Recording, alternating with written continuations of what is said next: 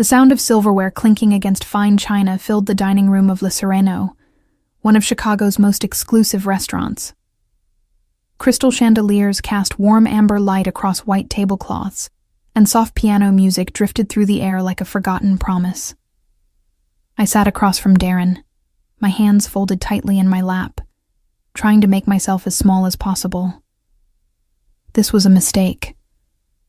I knew it the moment I agreed to meet him, but he had been so persistent, calling and texting for weeks, showing up at my school, leaving flowers on my doorstep with notes that read, "We need to talk," in his slanted handwriting.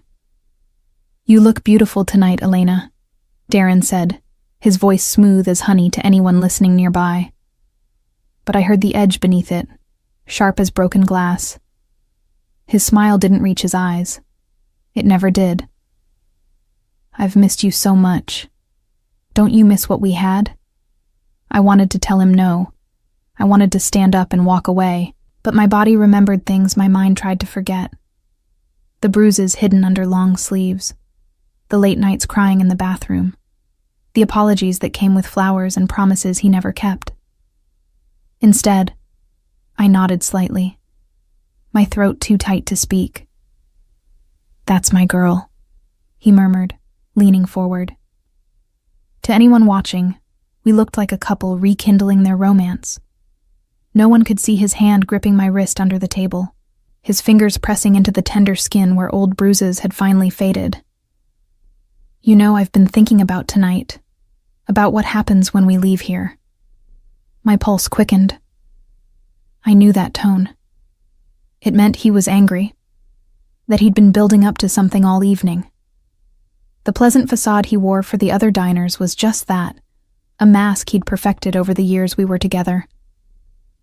"When we walk out of here," he continued, his voice dropping to a whisper only I could hear, "you're going to be covered in bruises for thinking you could just leave me, for daring to ignore my calls, for making me chase you like some pathetic fool." I swallowed hard, my eyes fixed on the untouched food before me. The scallops that had looked so appetizing when they arrived now seemed to mock me. My stomach churned. I wanted to scream, to call for help, but who would believe me? Darren was charming, successful, respected in his firm. I was just a quiet elementary school teacher who barely spoke above a whisper in public. "You're not going to say anything?" he asked, his smile widening as a waiter passed by our table. "That's good. That's very good, Elena. You're learning." I felt tears threatening but blinked them back. I wouldn't give him the satisfaction of seeing me cry here, not in public. I'd learned that lesson too. Crying only made things worse. It fed something dark inside him, something that enjoyed my fear. That's when I noticed the man at the next table. He was sitting alone, a glass of whiskey in his hand, dressed in an impeccably tailored black suit that probably cost more than my monthly rent. His dark hair was slicked back perfectly, and even from the side, I could see the sharp angles of his jaw, the expensive watch glinting on his wrist. He looked like he belonged in a magazine spread about wealth and power. But what struck me most was the stillness about him. While everyone else in the restaurant chatted and laughed, he sat in perfect silence, his attention seemingly focused on his drink. Except I caught the slight tilt of his head, the way his fingers had stopped moving on the glass stem, the tension that had suddenly appeared in his shoulders. He had heard what Darren said. I was sure of it. For a moment, our eyes met. His were dark, almost black in the dim light, and there was something in them I couldn't quite name. Not pity. God, I'd seen enough pity to last a lifetime. But something else. Something that made my breath catch. Then Darren's voice pulled me back. "I need to use the restroom. Don't even think about leaving, Elena. You know I'll find you. I always do." He stood, squeezing my shoulder hard enough to make me wince, then walked away with that confident stride that once made me feel safe, but now only filled me with dread.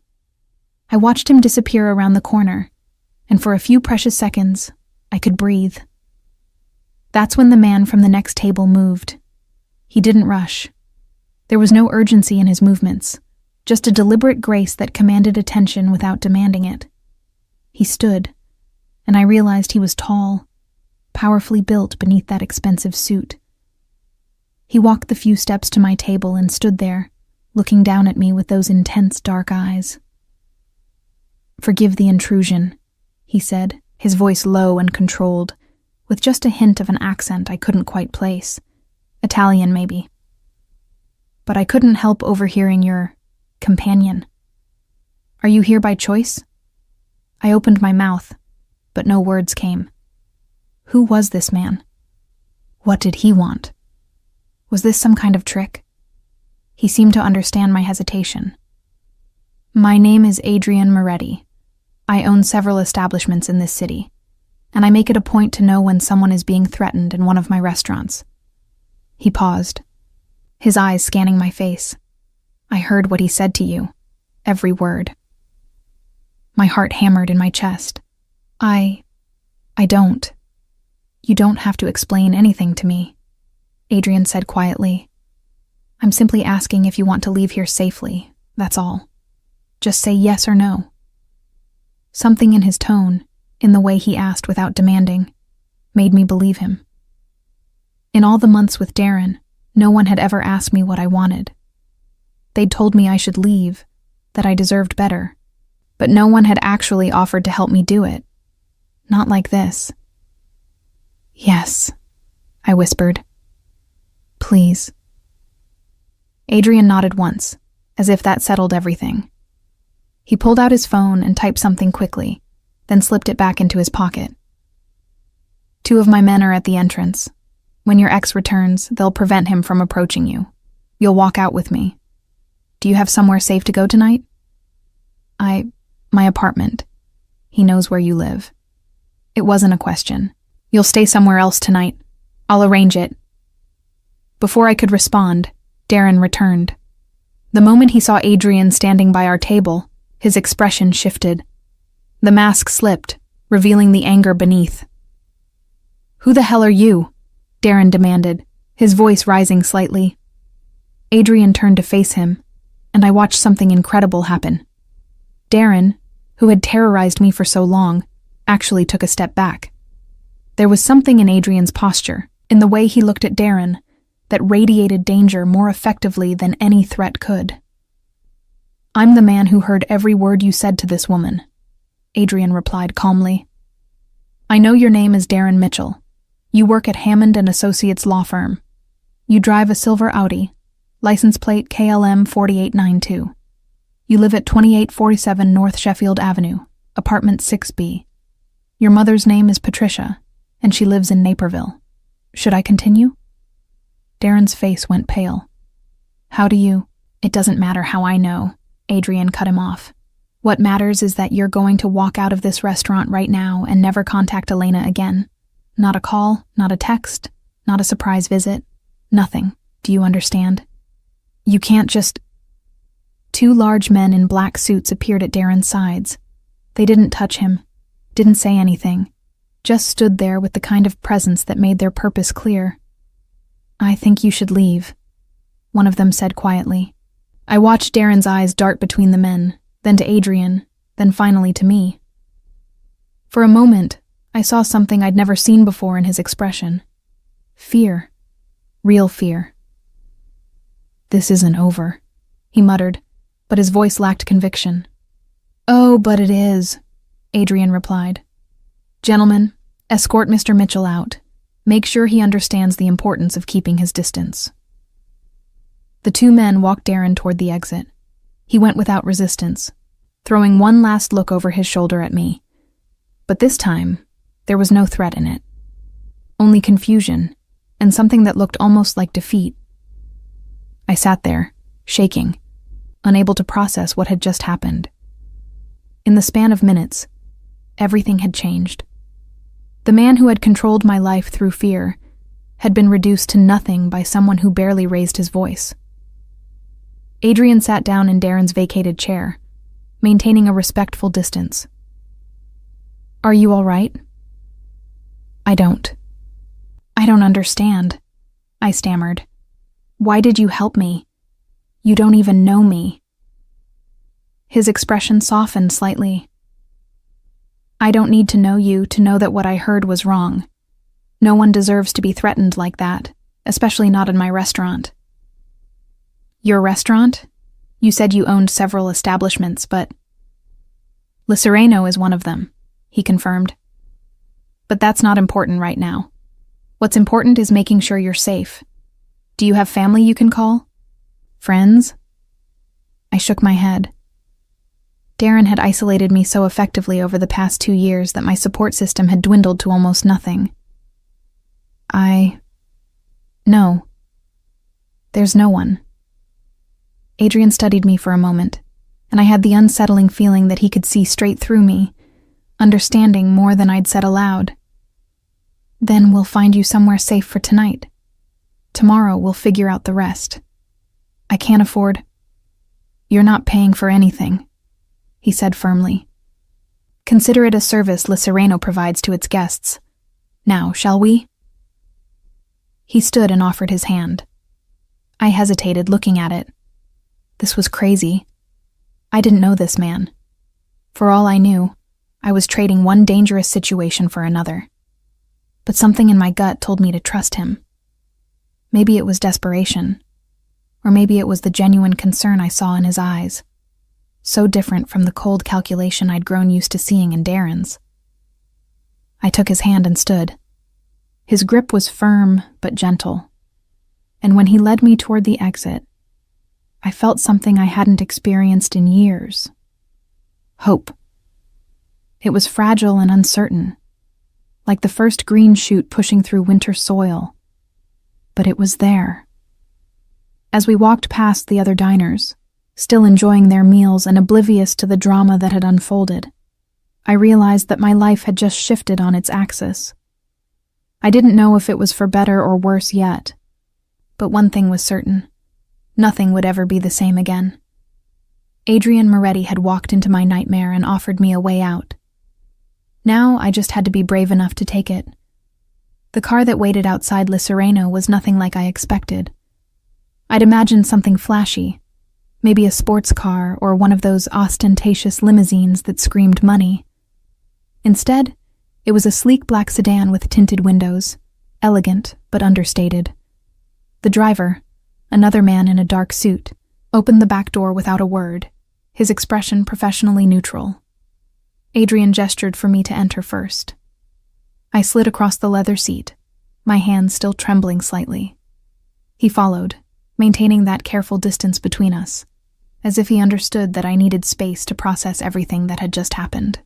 The door closed with a soft click that sounded final, like the closing of one chapter and the beginning of another. "Marcus, take us to the Jefferson property," Adrian instructed the driver. Then turning to me, he added, "It's a secure building. The apartment is furnished and empty. You'll have privacy." I nodded, not trusting my voice. Through the window, I watched the Chicago streets slide by, the glittering storefronts, the people walking hand in hand, the life I'd been missing while trapped in Darren's web. It felt surreal, like I was watching a movie of someone else's escape rather than living my own. "You're probably wondering who I am," Adrian said after a few moments of silence. His voice was calm, almost conversational, as if we were discussing the weather rather than the fact that he'd just rescued me from my abusive ex-boyfriend. What I do, why I was able to get rid of him so easily. The thought crossed my mind, I admitted quietly. A ghost of a smile touched his lips. "I run a family business. We have interests in various sectors: restaurants, real estate, security, imports. Some of our methods are unconventional, but I've always believed in a code: protect those who can't protect themselves, especially women and children." He wasn't telling me everything. I could hear it in the careful way he chose his words, in what he left unsaid. But I also heard the truth in his voice. He did believe in protecting people. And right now, that was enough. "I don't have money to pay you back for any of this," I said, needing him to understand. I'm just a teacher. I barely make enough to cover my rent and student loans." "I told you, you're not paying for anything," Adrian replied firmly. "This isn't a debt, Elena. It's simply the right thing to do." The way he said my name, with a slight softening of his accent on the vowels, made something flutter in my chest. I pushed the feeling down. This wasn't the time for whatever that was. "How did you know all that information about Darren?" I asked. "You rattled off his address, his license plate, everything so quickly." Adrian pulled out his phone and showed me a text message. It was from someone labeled Marco, and contained every detail he'd recited to Darren, time-stamped just minutes after Adrian had excused himself from his table. "I have resources. When I saw you sitting there, saw the fear in your eyes, I had a feeling I might need information quickly. So I made a call." "That fast?" "That fast," he confirmed. "I employ people who are very good at finding information. It's part of how I protect my interests." The car pulled up to a beautiful high-rise in downtown Chicago. The Jefferson, according to the discreet golden letters above the entrance.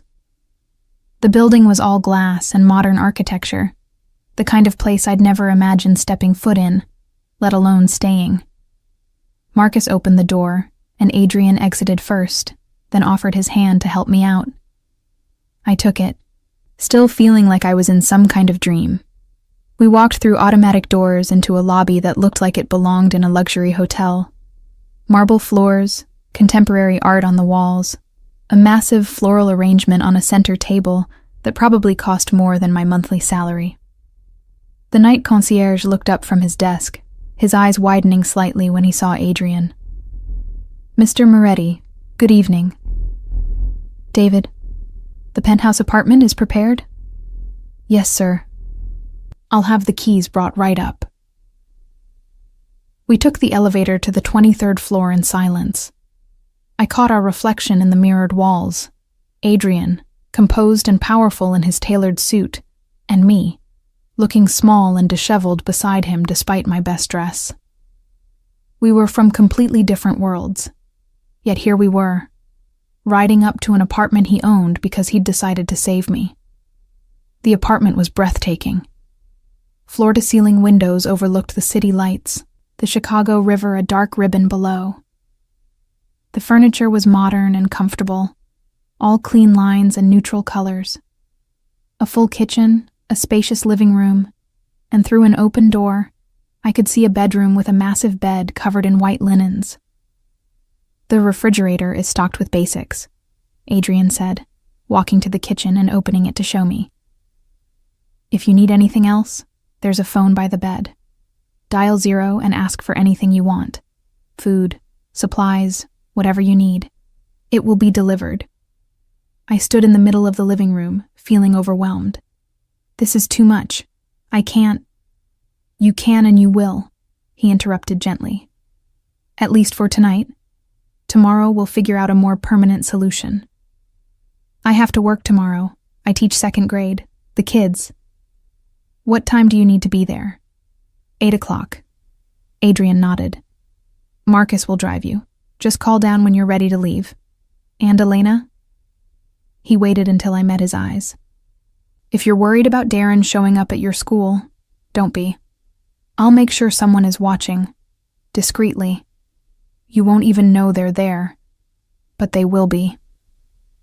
The thought should have frightened me, this stranger arranging surveillance on my life. But instead, I felt relief.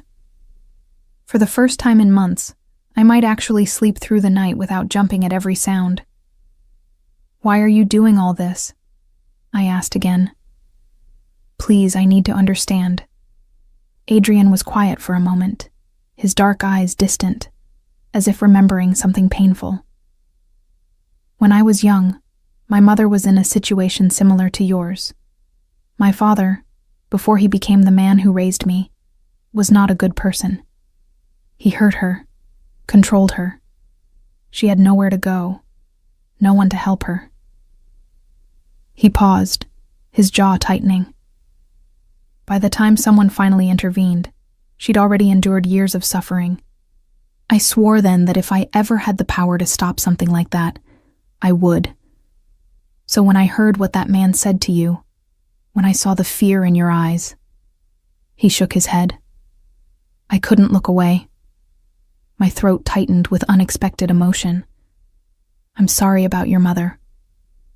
She's strong now, stronger than anyone I know, but those scars don't ever fully heal. He looked at me intently. You're strong too, Elena. You just don't see it yet, but you will. I didn't feel strong. I felt like I was barely holding myself together. But something about the certainty in his voice made me want to believe him. Adrian moved toward the door. I should go. You need rest. But before I leave... He pulled a card from his wallet and placed it on the kitchen counter. My personal number. If you need anything, any time of day or night, you call me. Understood? I walked over and picked up the card. It was simple, just his name and a phone number embossed in black ink. Thank you, Adrian, for everything. I don't know how I'll ever... Don't thank me yet, he said with a slight smile. Just focus on getting through tonight. Everything else, we'll handle as it comes. After he left, I stood alone in the apartment, listening to the silence. It was different from the silence in my old place. Not oppressive or threatening, but peaceful. Safe. I walked to the windows and looked out at the city, at all those lights representing lives being lived. And for the first time in years, I felt like mine might actually be worth living again. I took a long shower, washing away the fear and tension of the evening. The bathroom was stocked with expensive toiletries, fluffy towels, everything I could possibly need. When I finally climbed into the bed, the sheets were soft as clouds, and despite everything that had happened, I felt myself drifting off almost immediately. My last thought before sleep claimed me was of Adrian's eyes, dark and intense, but somehow kind. He'd promised to keep me safe, and somehow, impossibly, I believed him. I dreamed of bruises fading, of doors opening, of walking through Chicago streets without looking over my shoulder. When I woke in the morning to sunlight streaming through those massive windows, I realized it was the first night in months that I hadn't had a nightmare. Maybe Adrian Moretti had given me more than just a safe place to sleep. Maybe he'd given me back something I thought I'd lost forever. The ability to hope. The morning sunlight transformed the apartment into something even more beautiful than it had seemed the night before. I woke slowly, confused at first by the unfamiliar surroundings, then remembered everything in a rush. Darren's threats, Adrian's intervention, this safe haven high above the city. For a moment I lay there, simply breathing, marveling at the fact that I'd slept through the entire night without waking in a panic. My phone, which I'd plugged in before falling asleep, showed 7 missed calls from Darren and a string of increasingly angry text messages. I deleted them without reading most of them, then blocked his number entirely. It was such a simple action, one I should have done months ago, but seeing his name on my screen still made my hands shake. I showered again, wanting to wash away even the thought of him, then realized I didn't have any clothes, except what I'd worn last night. Before I could worry about it, there was a knock at the door. Through the peephole, I saw a young woman in professional attire holding several shopping bags. "Ms. Elena?" she called softly. "Mr. Moretti sent some things for you." I opened the door cautiously.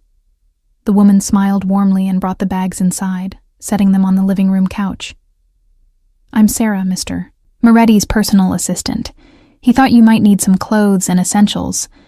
I took the liberty of choosing some basic items, comfortable professional pieces suitable for your work. If anything doesn't fit or isn't to your taste, just let me know and I'll exchange them immediately." Inside the bags were several complete outfits: blouses, slacks, a cardigan, even undergarments and shoes, all in my size. There was also a bag with makeup, basic toiletries, and other necessities. Everything was thoughtful, practical, nothing extravagant or invasive. "How did he know my sizes?" I asked, bewildered. Sarah smiled. "Mr. Moretti is very observant, but if anything isn't quite right, we'll fix it." "This is too much. I can't accept all this." "It's already done," Sarah said kindly. "Mr. Moretti was very clear about making sure you had what you needed. He also wanted me to give you this." She handed me an envelope. "Your driver is downstairs whenever you're ready. Do you need anything else?"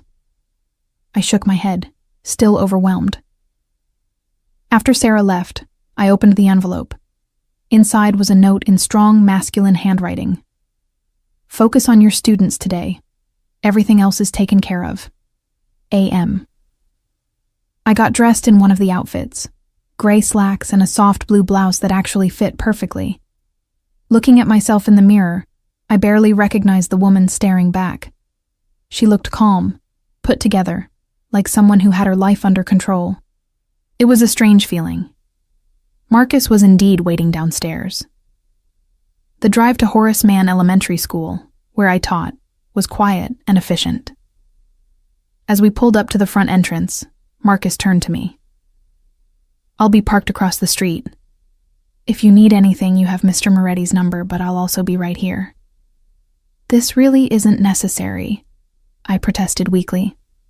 "Mr. Moretti believes it is," Marcus replied simply. "And with respect, ma'am, after what I heard happened last night, I agree with him. My students were a welcome distraction. Their innocent enthusiasm, their questions and laughter, reminded me why I'd become a teacher in the first place. 7-year-olds don't care about your personal problems or your complicated life. They just want to know if they can have extra time at recess and whether you like the drawing they made of their cat." During my lunch break, I sat in my empty classroom, eating the sandwich I'd found packed in one of the bags Sarah had brought. My classroom was my sanctuary, the one place where I'd always felt competent and valued. The walls were covered with student artwork, alphabet charts, and motivational posters. On my desk sat a photo of my parents, who'd passed away in a car accident 5 years ago, before Darren, before everything fell apart. My phone buzzed with a text from an unknown number. "How is your day going? Adrian." I stared at it, unsure how to respond. Finally, I typed, "Good. Thank you for everything this morning. It was too much, but I'm grateful." His response came quickly. "Not too much. Just enough. Are you comfortable?" "Yes. My driver is very professional. Marcus is one of my most trusted people. You're safe with him. A.M." I found myself smiling at the way he signed his texts, formal even in this casual medium. Before I could overthink it, I typed, "Can I ask you something?" "Anything. What do you get out of this? I know you said it's the right thing to do, but there has to be more to it." The response took longer this time. Honestly, I don't know. When I heard him threaten you, something in me just decided. Maybe it's because I've seen too much cruelty in my life, and I'm tired of looking away. Or maybe it's because when you looked at me last night, I saw someone who deserved better than what she was getting. Does that answer your question? I think so. Thank you for being honest. I'll always be honest with you, Elena. That's a promise. The rest of the school day passed in a blur. When the final bell rang and my students scattered, I found myself reluctant to leave the safety of my classroom. But Marcus was waiting, patient and professional, and I knew I couldn't hide here forever. On the drive back to the apartment, I made a decision. "Marcus, can you take me to my old apartment first? I need to get some of my things." He glanced at me in the rearview mirror. "Mr. Moretti would want me to check with him first, ma'am." "Please, it's my apartment, my things. I can't just abandon my whole life. I need clothes, my books, my life is in that apartment." Marcus was quiet for a moment, then pulled over and made a call. I couldn't hear what he said, but after a brief conversation, he nodded. Mr. Moretti says I'm to accompany you inside and that we don't linger. He's sending additional support as backup. By the time we reached my building, a modest 3-story walk-up in a decent but unremarkable neighborhood, another car was already there. 2 more men in dark suits got out, and I realized this was what Adrian's world looked like. Protection, security, people trained to handle threats I'd never even considered before Darren. My apartment felt foreign now, though I'd lived there for 3 years. It seemed smaller, darker, filled with memories I wanted to forget. The men stayed by the door while I quickly gathered clothes, books, my laptop, and a few sentimental items. My mother's jewelry, photos, my favorite coffee mug that my students had decorated as a gift. I was packing the last of my things when I heard voices in the hallway. My blood ran cold. I knew that voice. Darren. I told you, I'm her boyfriend. She probably just left her keys inside. If you'd just let me... Sir, you need to leave. Now. That was Marcus, his voice hard and unyielding. Who the hell are you? Elena! Elena, I know you're in there. We need to talk. I froze, my hands clutching a sweater I'd been folding. The other 2 men had moved into position, blocking the doorway. Marcus spoke again, louder now. Mr. Mitchell, you were warned to stay away. You're violating that warning. Violating? You can't legally keep me from seeing my girlfriend. Ex-girlfriend, I called out, surprising myself with the strength in my voice. And you need to leave, Darren. Right now. There was a moment of silence. Then Darren's voice changed, became the wheedling tone I knew too well. Baby, please, I just want to talk. I'm sorry about last night. I had too much to drink. You know I didn't mean those things. Yes, you did.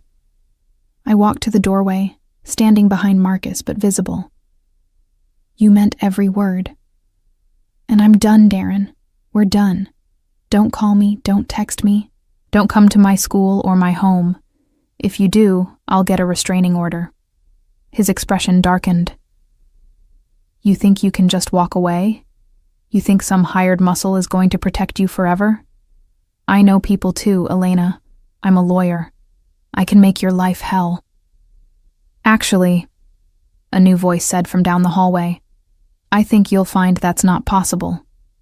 Adrian appeared, walking toward us with that same controlled grace I'd seen at the restaurant.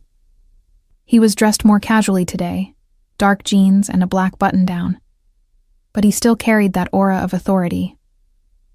Mr. Mitchell, we meet again. I thought I made myself clear last night. You have no right. I have every right. Adrian cut him off coldly. See, after our conversation yesterday, I had my people look into you more thoroughly. Turns out you have quite an interesting history. 3 previous girlfriends with similar stories. Police reports that were mysteriously dropped. A sealed juvenile record that's not quite as sealed as you think. Darren's face went pale. You can't. I can, and I have. I've compiled quite a file. I've also had a very interesting conversation with a partner at your firm about your behavior toward female colleagues. Apparently there have been complaints. Confidential complaints, but again, not as confidential as you might hope. Adrian moved closer, and I saw Darren actually back away. Here's what's going to happen. You're going to forget Elena exists. You're going to delete her number, forget her address, and never speak her name again. If I hear you've so much as driven past her school, I'll make sure that file lands on every desk at Hammond & Associates, with copies sent to the State Bar Association. This is blackmail. No, Adrian said quietly. This is protection.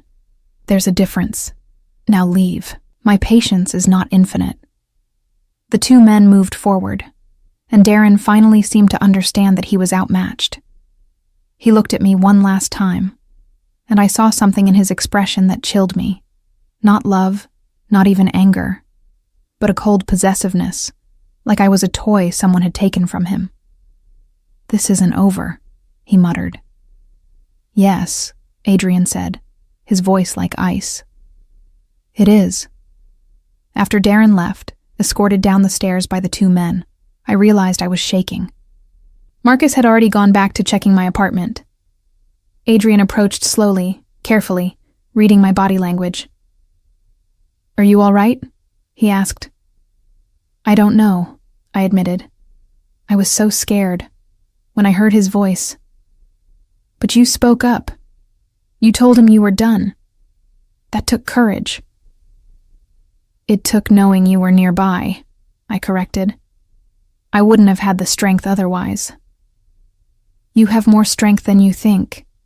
You just needed someone to remind you. He glanced at the boxes Marcus had started carrying down. Let's get you back to the Jefferson. You've had enough stress for one day. As we drove away from my old apartment, I watched it disappear in the side mirror and felt an unexpected sense of relief. That place, those memories, that life, I was leaving it all behind. It should have felt scary, this plunge into the unknown. Instead, it felt like freedom. Over the next 2 weeks, a strange new routine emerged. I went to work each day, Marcus driving me there and back. I stayed in the beautiful apartment overlooking the city. And slowly, carefully, Adrian Moretti began appearing in my life in ways I hadn't expected. It started small. He texted to check how my day went. He sent lunch to my classroom when he learned I usually skipped it because I was too busy with students. When I mentioned missing my favorite coffee from a shop near my old apartment, I found a bag of their beans waiting in the kitchen the next morning. But he never pushed, never demanded my time or attention. He simply existed at the periphery, a constant presence that somehow made me feel safer than I'd felt in years. One evening, about 10 days after the restaurant incident, there was a knock at the apartment door. Through the peephole, I saw Adrian holding what looked like takeout bags and a bottle of wine. I hope I'm not intruding, he said when I opened the door. I thought you might be tired of eating alone. I should have said no, should have maintained boundaries with this man who'd disrupted my entire life. Instead, I found myself stepping aside to let him in. I didn't know what you liked, so I brought options, he said, setting the bags on the kitchen counter. Italian from Rosario's, Thai from Golden Lotus, and sushi from Yuki if you prefer something lighter.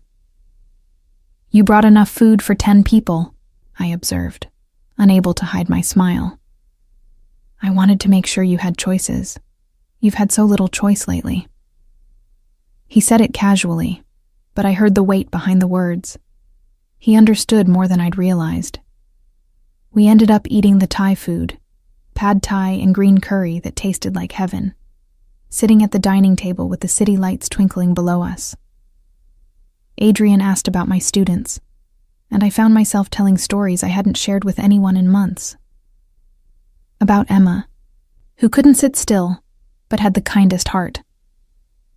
About Marcus, coincidentally, sharing a name with my driver, who struggled with reading but never gave up. About the whole beautiful, chaotic world of second graders who still believed adults could fix anything. You love them, Adrian observed. I do. They're the reason I kept going when things were bad. I couldn't let them down, even if I was letting myself down. You weren't letting yourself down, Elena. You were surviving. There's a difference. We talked for hours, about everything and nothing. He told me about growing up in his family, about the weight of expectations and the price of power. I told him about losing my parents, about the loneliness that had made me vulnerable to someone like Darren in the first place. I thought he was saving me, I admitted. I was alone, grieving, struggling with bills and just existing. He seemed so stable, so together. I thought I was lucky that he noticed me. He was the lucky one, Adrian said quietly, and he was too stupid to realize it. Something in his tone made me look up from my wine glass. He was watching me with an intensity that should have frightened me but didn't. His dark eyes held something I couldn't quite name. Admiration, maybe, or something deeper. "Adrian," I started, not sure what I was going to say. "I should go," he said, standing abruptly. "It's late. You need rest." "You don't have to." "I do." He moved toward the door, then paused. "Elena, I need you to know something. I'm not doing any of this because I expect anything from you. I'm not trying to replace what you had with someone better or insert myself into your life in some possessive way. I want you to have the space to figure out who you are without fear. That's all." After he left, I sat in the quiet apartment, thinking about his words. The thing was, I was starting to realize that Adrian Moretti, dangerous man, powerful boss, protector of those who couldn't protect themselves, was becoming more than just my benefactor. He was becoming something I hadn't expected. A friend. The next few weeks followed a similar pattern. Adrian would visit occasionally, always bringing food, always respectful of my space. We'd talk for hours, and I began to see beyond the intimidating exterior to the man beneath. He was intelligent, surprisingly funny, and carried a sadness that mirrored my own. One Saturday, he invited me to go for a walk along the Chicago River. I'd been cooped up in the apartment and at school for weeks, and the idea of fresh air and sunshine was irresistible. "I should tell you something," Adrian said as we walked along the path, watching boats drift by. "I've been looking into the process of getting you a new apartment. Something in your name, in a secure building. I know you can't stay at the Jefferson forever." My heart sank. Of course he was right. This arrangement couldn't be permanent. "I appreciate everything you've done, but I can't afford..." "The building I'm thinking of has rent-controlled units for teachers. It's actually within your budget. I just happen to own the building, which means I can expedite the application process and ensure you get a unit on a higher floor with good security." "You own apartment buildings for teachers?" "I own many apartment buildings. Some of them happen to be affordable. It's good business, stable tenants, steady income. But in this case, yes, I'm using my ownership to help you. Is that all right?" I thought about it. It wasn't charity if I was paying fair rent. And I did need a place of my own. Something that was mine. "Yes, thank you." We walked in comfortable silence for a while. The sun was warm on my face, and for the first time in months, I felt like a normal person doing normal things. Not a victim, not a charity case, just a woman taking a walk on a beautiful day. "Can I ask you something personal?" I ventured. "Always."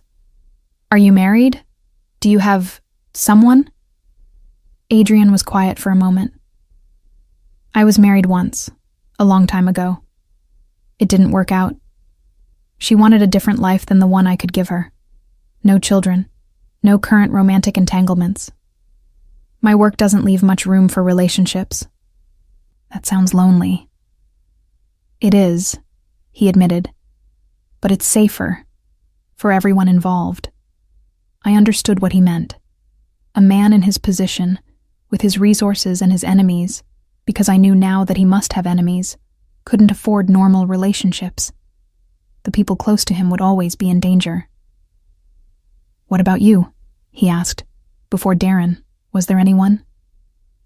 "A boyfriend in college. It ended amicably when we realized we wanted different things. He wanted to travel the world. I wanted to teach and have roots. We're still friends on social media, in that distant way where you like each other's posts, but never really talk. And after all this, what do you want now?" I thought about his question seriously. "I want to feel safe in my own skin. I want to go to work without looking over my shoulder. I want to come home to a place that's mine and not feel afraid. I want to remember who I was before Darren and figure out who I can be after him." "You'll get all of that," Adrian said with certainty. "I'll make sure of it. You can't protect me forever, No, he agreed. But I can protect you long enough for you to learn to protect yourself. A month after that night at Le Sereno, I moved into my new apartment. It wasn't as luxurious as the Jefferson penthouse, but it was perfect. A one-bedroom unit on the 8th floor of a well-maintained building in a safe neighborhood. I could afford the rent. I had a doorman, and the windows had actual locks that worked. It was mine. Adrian helped me move in, along with Marcus and Sarah. They brought furniture I'd selected, helped me arrange everything, and by evening, it looked like a real home. My books on the shelves, my mother's paintings on the walls, my favorite coffee mug in the kitchen cabinet. It's perfect, I said, looking around at my new space. It's a good start, Adrian replied. He stood by the window, looking out at the neighborhood. The school is only 15 minutes away. There's a grocery store 2 blocks down, a park 3 blocks over. The building has good security, and I have people in the area, though you won't notice them. Adrian, I need to be able to live my life without... I know. He cut me off gently. And you will. But give me a few more months, just until I'm sure he's really gone. Darren had been silent since that day at my old apartment. No calls, no texts, no surprise appearances. Either Adrian's threat had worked, or Darren was biding his time. Either way, I wasn't taking chances. That night, after everyone left, I sat in my new living room and felt something I hadn't felt in years. Pride. This apartment, this space, this life I was slowly rebuilding. It was mine. I'd survived, and now I was beginning to thrive. My phone buzzed with a text from Adrian. Sleep well in your new home. You've earned it. I smiled and replied, Thank you. For everything. I mean it. The pleasure is mine.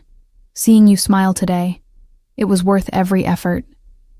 I stared at that message for a long time, my heart doing something complicated in my chest. Adrian Moretti had started as my savior, become my friend, and was now something I was afraid to name. Because naming it would make it real, and making it real would mean facing the fact that I was developing feelings for a man whose world was so different from mine that it might as well be another planet. But as I turned off the lights and climbed into my new bed, I couldn't help smiling.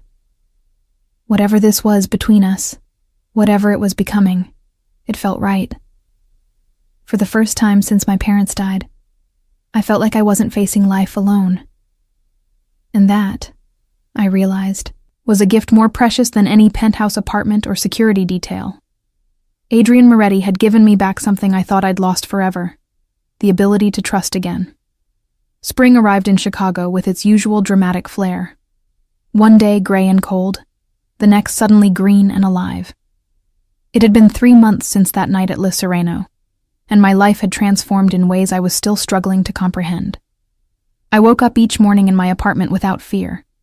I went to work and actually enjoyed teaching again.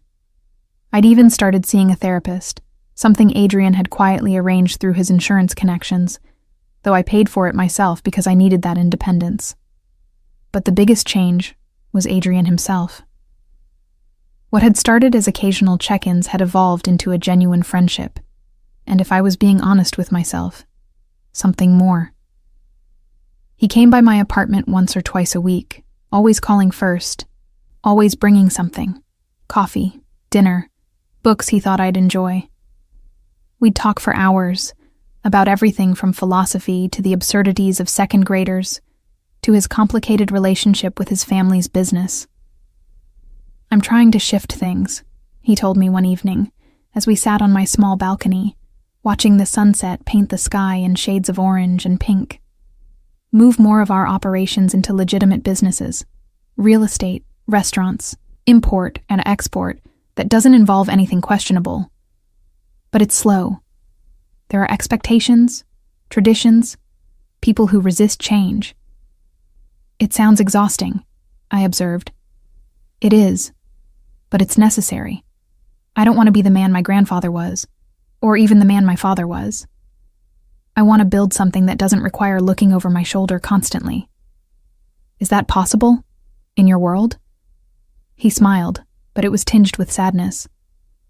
I don't know, but I'm going to try. Maybe having a reason to try helps. The way he looked at me when he said it made my breath catch. We'd been dancing around this thing between us for months, never quite acknowledging it, never quite looking away from it either. Adrian, I started, but he shook his head. You don't have to say anything, Elena. I know this is complicated. I know you're still healing, still figuring out who you are outside of what happened with Darren.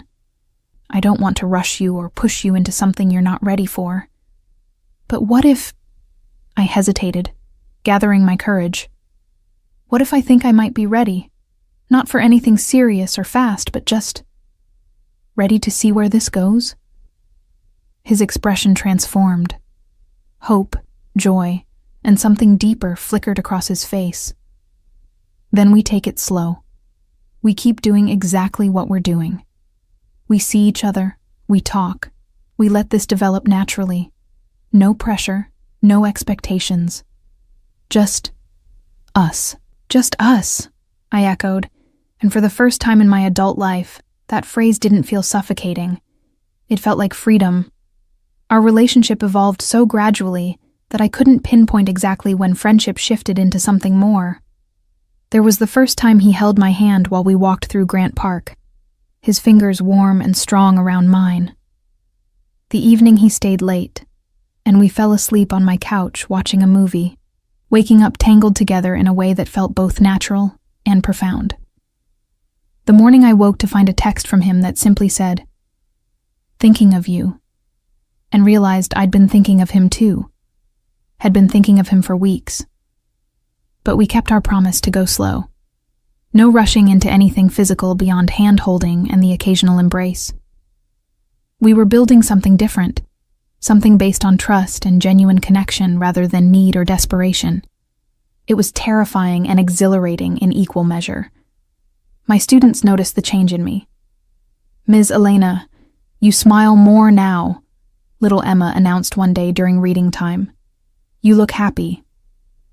"I am happy," I told her, surprised to realize it was true. "That's good," she said seriously. "When teachers are happy, the whole class is happier. Out of the mouths of babes, as my mother used to say." Then, one Friday evening in late May, everything changed. I was at home, grading papers and listening to music, when my phone rang. Unknown number.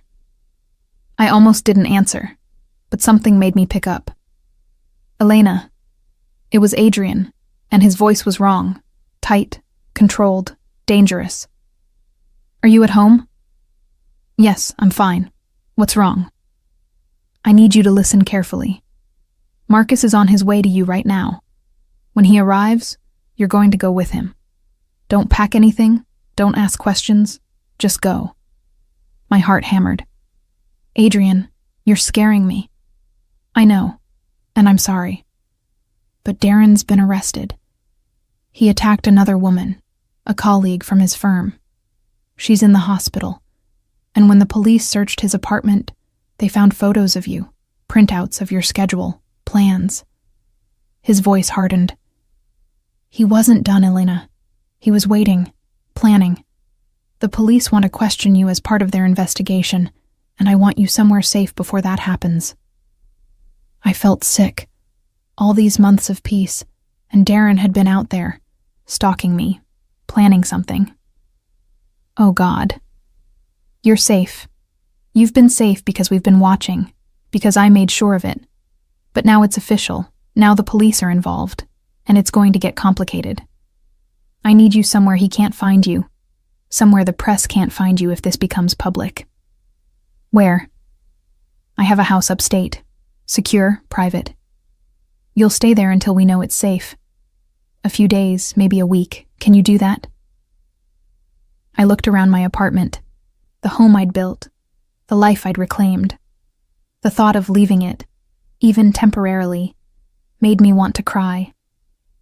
But the thought of Darren planning to hurt me, of him out there with photos and schedules and God knew what else, made the decision easy. "Yes, I can do that." "Good girl.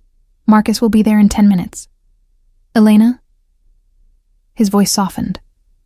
I'm coming with you. You won't be alone. I promise. True to his word, Adrian met us at his house. A beautiful, sprawling property surrounded by woods, with high fences and security that made my apartment building look like a toy.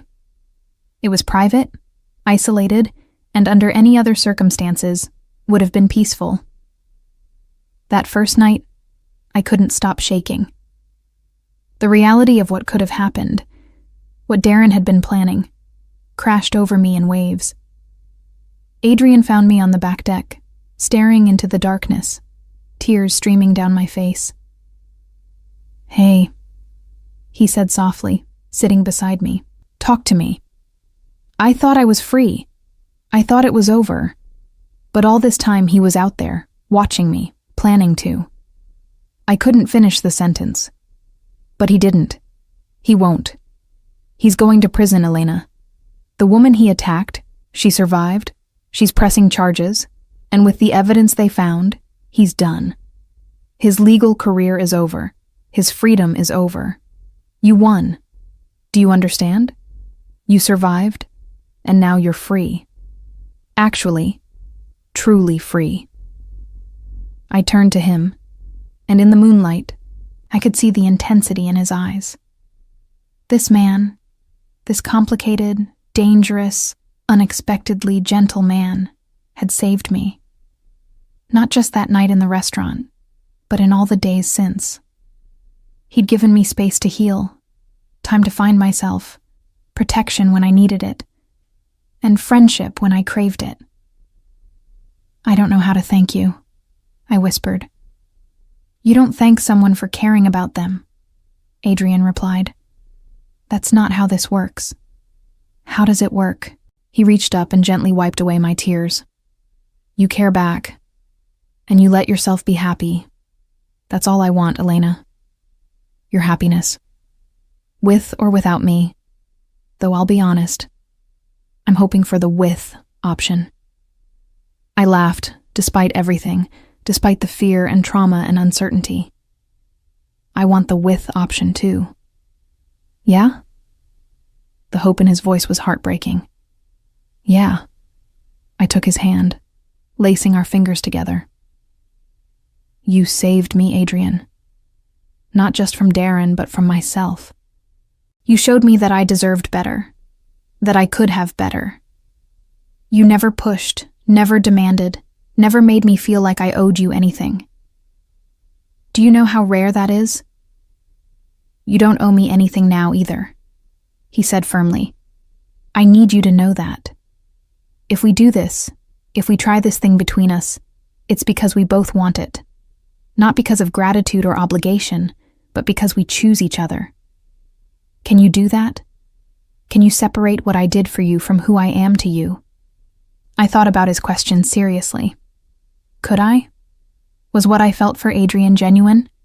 Or was it just a trauma response, gratitude masquerading as affection? But then I thought about our conversations, the way he made me laugh, the comfort I felt in his presence. I thought about how I looked forward to his texts, how my heart jumped when he called, how safe I felt not because of his power, but because of his consistency, his kindness, his genuine care. Yes, I said finally. I can. Because what I feel for you isn't about what you did for me that night. It's about who you've been to me every day since. You're my friend, Adrian. The best friend I've had in years. And you're also more than that. He exhaled, like he'd been holding his breath. Elena, I need to be honest with you about something. My world, my life, it's not simple. There are dangers, complications, things I can't always protect you from. If we do this, if we're together, you need to know what you're walking into. I know who you are, I said. Maybe not all the details, but I know enough. And I'm not naive enough to think it will be easy. But Adrian, nothing worth having ever is. He pulled me closer, wrapping his arms around me in an embrace that felt like coming home. We sat like that for a long time, under the stars, holding each other while the night sounds of the forest surrounded us. "We'll figure it out," he murmured into my hair. "Whatever comes next, we'll face it together. No more shadows, no more fear. Just forward, into whatever this becomes." "Together," I echoed, and felt something in my chest settle. Peace. That's what it was. After months of chaos and uncertainty, I'd found peace in the arms of the most unlikely person imaginable. The irony wasn't lost on me. I'd escaped one dangerous man only to fall for another. But Adrian Moretti was dangerous in a different way. He was dangerous because he made me want things I'd stopped believing in. Love, partnership, a future that didn't revolve around fear. As we sat there in the moonlight, I realized that trauma and healing aren't linear. You don't just survive something awful and then move on. You carry it with you, but you also get to choose who helps you carry it. And I'd chosen Adrian, just as he'd chosen me. Whatever came next, whatever challenges we'd face, I knew we'd face them together, and for now, that was enough. The week at Adrian's upstate house passed in a strange bubble of time. The police came to take my statement, detailing every threat Darren had made, every instance of abuse I could remember. It was painful, dragging up memories I'd tried to bury, but Adrian sat beside me through all of it, his presence a steady anchor. The detective handling the case, a woman named Rodriguez, was kind but direct. "Ms. Elena, I want you to understand something. With the evidence we found, combined with your testimony and the victim from this recent attack, Darren Mitchell is going away for a long time. Multiple charges: assault, stalking, violation of protective measures. His lawyer friends can't save him this time." "What about the woman he hurt?" I asked. "She's recovering. Physically, she'll be okay. Emotionally." Detective Rodriguez sighed. "That takes longer, as you know. But she's brave. She's pressing charges, cooperating fully." She said knowing there was another victim made her feel less alone. After the detective left, I sat on the back deck, processing. Another woman had been hurt because I'd gotten away. The guilt of that was crushing. "Stop," Adrian said, sitting beside me. He'd learned to read my expressions over these months. "I know what you're thinking, and you need to stop. You are not responsible for what Darren did to that woman. He is. His choices, his violence, his sickness. That's on him, not you." "But if I'd reported him earlier..." "He would have talked his way out of it," Adrian interrupted. "You know he would have. He had connections, money, a clean record. They would have dismissed it as a relationship dispute. Don't do this to yourself, Elena. Don't let him take anything else from you." I knew he was right, but knowing and feeling are different things. It would take time to fully believe it. That night, unable to sleep, I found Adrian in his study, working on something on his laptop. He looked up when I appeared in the doorway, his expression immediately concerned. "Can't sleep." "Too much in my head. Can I stay with you for a while?" "Always." He closed the laptop and patted the couch beside him. I curled up next to him, and he wrapped an arm around me, pulling me close. We sat like that in comfortable silence, and gradually I felt my racing thoughts begin to slow. "Tell me something good," I requested, "something that has nothing to do with any of this." Adrian thought for a moment. "My sister is getting married in September. She's been planning this wedding for 2 years, and she's driving everyone crazy with the details. Last week, she called me in a panic because the florist mixed up her order and sent peonies instead of roses. I had to spend 20 minutes calming her down and reminding her that flowers are flowers." I smiled. "I didn't know you had a sister." "Isabella. She's 5 years younger than me, works as a pediatric surgeon, and has absolutely no idea what I really do for a living. She thinks I'm a boring real estate developer who owns restaurants. She doesn't know. I've kept her separate from the family business since she was young. Sent her to different schools, made sure she had a normal life. She's the one good thing our family produced, and I wasn't about to let her get dragged into the darkness. I heard the love in his voice, the protectiveness. She sounds wonderful. She is. You'll meet her someday if you want. Though I warn you, she'll ask a million questions and probably plan our entire future within 5 minutes of meeting you. The casual way he mentioned our future made my heart skip. We'd been dancing around this thing between us, but he just acknowledged it so simply, like it was a given, like we had a future together. I'd like to meet her, I said softly. Good, because I'm terrible at family events alone, and I could use the moral support. We talked for hours that night, about his family, my memories of my parents, our childhoods, our dreams. It was the kind of conversation that strips away pretense and leaves you bare, honest, connected in ways that go beyond the surface. At some point, I must have fallen asleep, because I woke up in Adrian's bed, fully clothed, tucked carefully under the covers, with a note on the nightstand. You fell asleep on the couch. Didn't want to wake you, but couldn't let you stay there all night. I'm downstairs if you need me. A. The gesture was so typically Adrian, considerate, respectful, caring. I lay there for a moment looking around his bedroom. It was masculine but comfortable, with books on the nightstand and photos on the dresser. I got up and looked at them. A younger Adrian with an elderly couple who must have been his grandparents. Him with a beautiful dark-haired woman who had his smile, Isabella presumably. A few others I didn't recognize. No photos of his ex-wife, I noticed. Whatever that relationship had been, he'd left it firmly in the past. I found him in the kitchen, making coffee and eggs.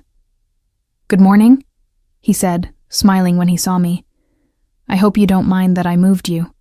You looked so uncomfortable on the couch." "I don't mind. Thank you for being a gentleman. Always."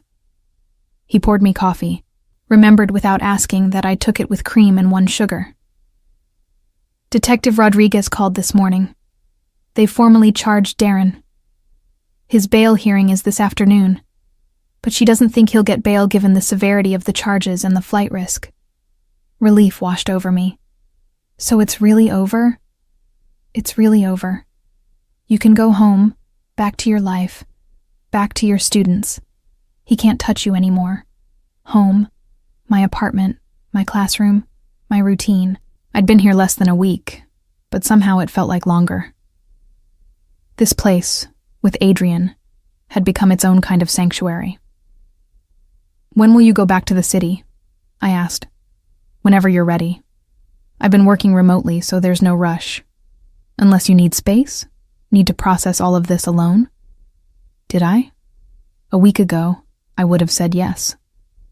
I'd been so focused on rebuilding my independence, on proving I could stand on my own. But I was learning that independence and connection weren't mutually exclusive.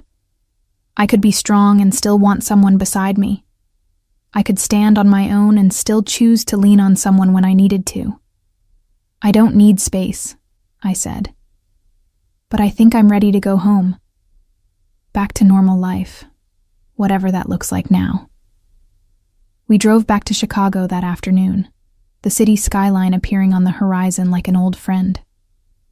Marcus dropped us at my apartment building, and Adrian walked me up, carrying the small bag I'd packed. "I should let you settle in," he said at my door, but I could hear the reluctance in his voice. "Stay," I said impulsively. "For dinner.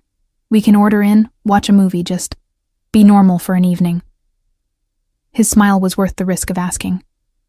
"I'd like that." We ordered Thai food again. It had become our thing, apparently, and settled on the couch with a movie neither of us really paid attention to. Instead, we talked, laughed, and somewhere between the main course and dessert, Adrian took my hand. Elena, I need to say something, and I need you to really hear me. I turned to face him fully, my heart suddenly racing. These past months with you have been unexpected. I didn't plan to feel this way, didn't think I was capable of it anymore. But you've reminded me that there's more to life than business and obligations and maintaining power. You've made me want things I stopped believing in, a real relationship, partnership, maybe even. He paused, looking almost vulnerable. Maybe even love. Tears pricked my eyes. Adrian, I'm not asking you to say it back, he continued quickly. I know you're still healing, still figuring things out. I just needed you to know where I stand, what this means to me. You're not just someone I helped, Elena. You're someone I want in my life, in every way that matters. If you'll have me. I thought about all the ways I could respond, all the logical reasons to move slowly, to be cautious. But then I thought about who Adrian had been to me from the very beginning. Not my savior, though he'd saved me, but my friend, my partner, my unexpected anchor in a storm I'd been drowning in. I'm falling for you, I said, the words feeling both terrifying and freeing. I tried not to, tried to keep things separate, but I can't. You're everything I didn't know I needed, Adrian. You're safe and exciting and challenging and comfortable all at once. And I don't know what the future looks like, but I know I want you in it. He cupped my face in his hands, his touch gentle. Can I kiss you? I've been waiting for you to ask.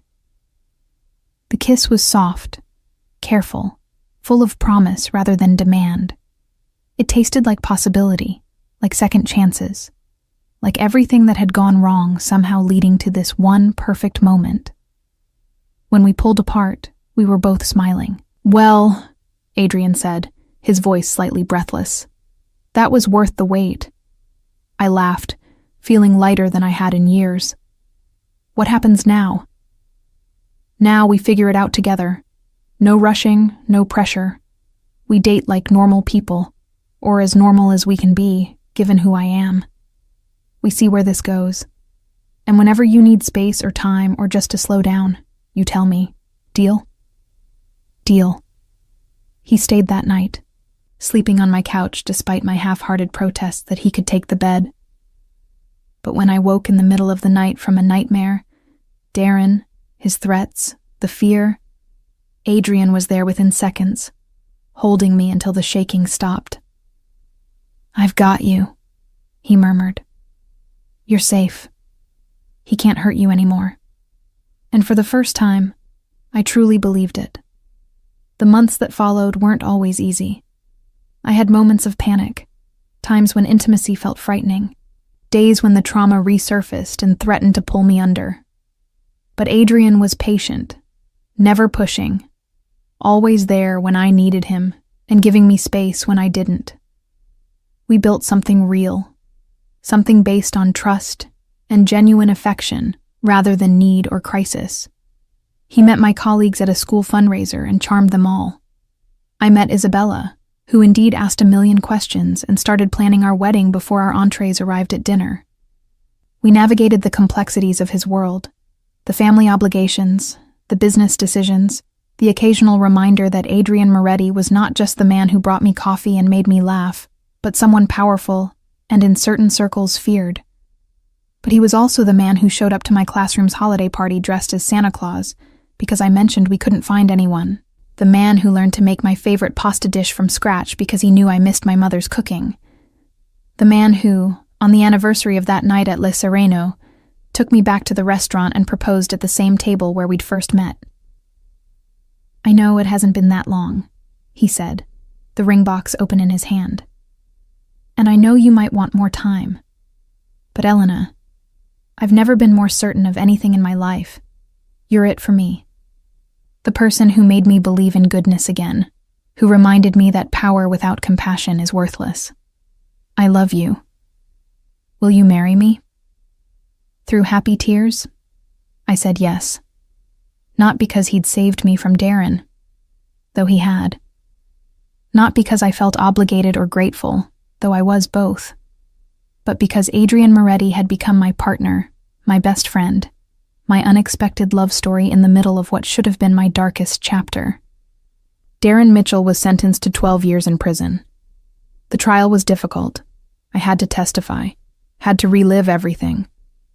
But with Adrian beside me and Detective Rodriguez's support, I got through it. The woman Darren had attacked was there too, and afterward, we spoke briefly. "Thank you," she said, "for being brave enough to come forward. I know it wasn't easy." "Thank you," I replied, "for pressing charges, for making sure he couldn't do this to anyone else." Now, we weren't friends. The circumstances were too awful for that. But we understood each other. We were survivors, moving forward into lives that Darren Mitchell no longer controlled. On a sunny afternoon in September, I stood in a garden surrounded by flowers and friends, wearing a simple white dress and holding a bouquet of peonies.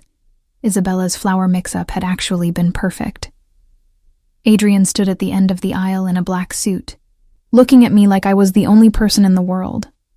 As I walked toward him, I thought about that night at Le Sereno, how terrified I'd been, how hopeless everything had seemed. I thought about the man who'd overheard a threat and decided to act, who'd given me safety when I needed it most, who'd become so much more than my protector. "Hi," Adrian said when I reached him, his voice full of emotion. "Hi," I replied, smiling through happy tears. The ceremony was beautiful, the vows heartfelt. But what I remember most was the moment after, when Adrian pulled me close and whispered, "Thank you for giving me a reason to be better. Thank you for choosing me. Thank you for seeing me when I couldn't see myself," I whispered back. "Thank you for reminding me what love should look like." And as we walked back down the aisle together, hand in hand, I realized that sometimes the worst moments of our lives lead us exactly where we need to be. Darren's threats had brought me to that restaurant. Fear had kept me in that seat. But courage, my courage, and Adrian's intervention, had started something neither of us expected. Love doesn't always arrive the way we think it will. Sometimes it comes in the middle of trauma, wearing an expensive suit and speaking with quiet authority. Sometimes it comes from the most unlikely person, at the most impossible time, changing everything we thought we knew about ourselves and what we deserved. Adrian Moretti had saved me that night. Yes. But more than that, he'd shown me I was worth saving. And in learning to love him, I'd learned to love myself again too. That's the real happy ending. Not that I found someone powerful to protect me, but that I found someone who helped me remember my own power. Not that he rescued me, but that he gave me the space and support to rescue myself. And together, we built something beautiful from the ashes of what should have destroyed me. That's not just survival. That's victory.